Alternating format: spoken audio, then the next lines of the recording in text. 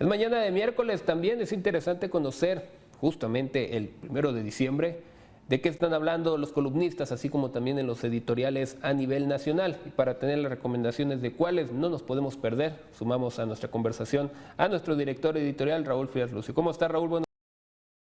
Hola Paco, ¿cómo estás? Qué gusto saludarte. Bueno, no hay mucha ciencia para saber de qué escriben muchos de los columnistas de este día en portales digitales y también en la prensa escrita.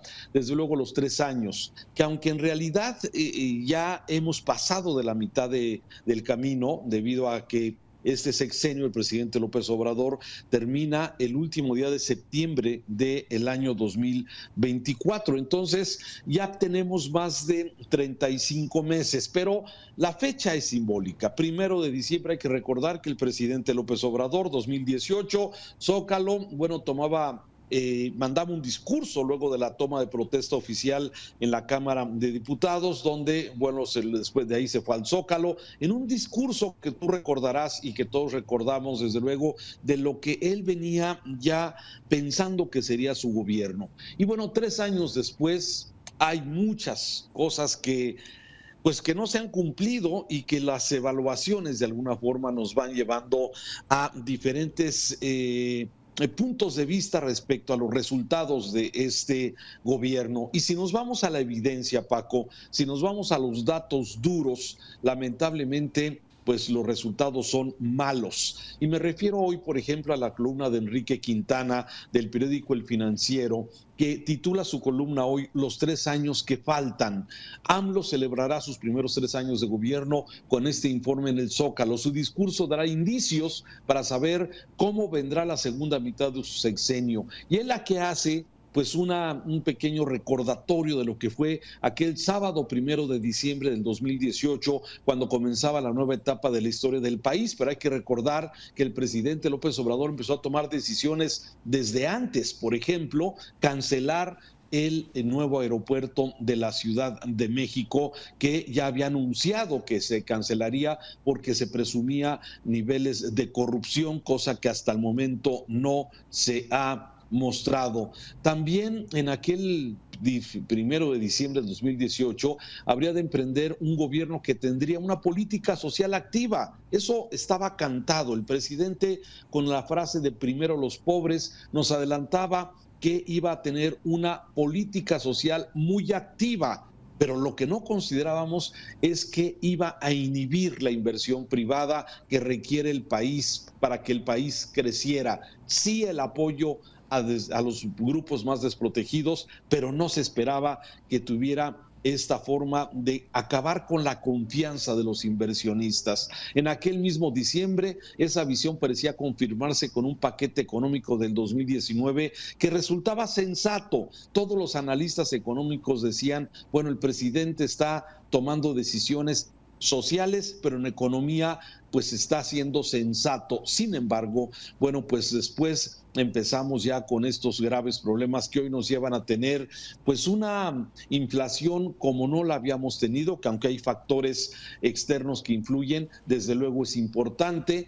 Hemos dejado de tener crecimiento, no hay crecimiento, sin considerar los efectos de la pandemia. Desde el 2020 ya había una caída al crecimiento del país y ese ofrecimiento del 4% quedó lejísimos. Así es que ahora, dice Enrique Quintana en su columna de hoy, con el discurso de esta tarde en el Zócalo, nos puede dar indicios de cuál es el camino que puede seguir el país, el deseable, el del crecimiento o el del convulso, el problema que pudiéramos tener precisamente con una crisis política y una crisis que se transmitiría a la economía. Y de ahí me paso a otra columna interesante del portal digital, sin embargo, que este día en su columna de Martín Moreno Durán escribe: AMLO, 3 años, fracaso. 104,000 ejecutados con López Obrador a la mitad del gobierno, un 30% más que con Felipe Calderón y 16% más que con Peña Nieto en periodo similar. Mala economía, mala inseguridad, cero crecimiento. Y aquí, bueno, el periodista pues da datos contundentes de este asunto. Crecimiento anual se había ofrecido el 4%, estamos en el 0.6%. El PIB cayó 0.2% en el tercer trimestre del 2021, ya saliendo de la pandemia, entre comillas. Desempleados, 10 millones de desempleados más. Gasolina, 20% más cara, a pesar de que se informó y se sigue repitiendo todos los días de que no ha aumentado la gasolina, cuando hoy estamos pagando un 20% más. Inflación superior al 7%, la más alta de los últimos 20 años. Mini devaluaciones que prácticamente hoy tienen al dólar en 22 pesos por unidad. 6 millones más de mexicanos pobres en 3 años con López Obrador. 6 millones de mexicanos pasaron de la clase media a la clase baja. Estos son los resultados contundentes que da a conocer precisamente el periodista sobre estos 3 años de López Obrador, que él le pone el título de fracaso. Y de ahí me paso a una tercera columna que me llama la atención, Paco, que es la de Santiago Krill Miranda. Hoy en el periódico El Universal escribe una carta que se la manda al presidente. Ya sabes que se acostumbra mucho hoy entre los analistas y algunos publicistas que hoy también escriben, mandar cartas al presidente. Pero esta de Santiago Krill Miranda es una carta que le pide al presidente diálogo. Demostrémonos que podemos dialogar entre quienes pensamos distinto. Si a pesar de las diferencias pudimos luchar juntos por México, volvamos a hacerlo. Y aquí Santiago Krill Miranda, este político del PAN, le escribe al presidente, sí, sobre cómo fueron algunas de las luchas en la reforma política del 2006, por ejemplo, cómo a pesar de venir y de tener visiones diferentes de país, se pudieron sentar para lograr conclusiones y también pues poder pasar a cosas que le beneficien al país. Y hoy de nueva cuenta Santiago Krill le está pidiendo al presidente diálogo. Dice, también se tienen que sacar, hay reformas constitucionales importantes, pero se necesitan los acuerdos, necesitamos revisar el sistema eléctrico nacional.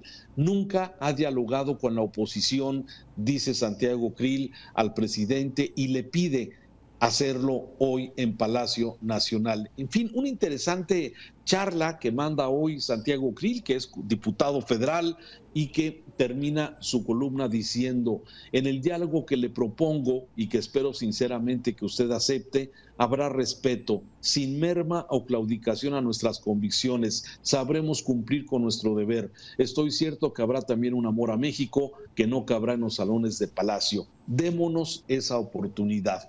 Interesante, seguramente habrá algún tipo de respuesta a este llamado de diálogo.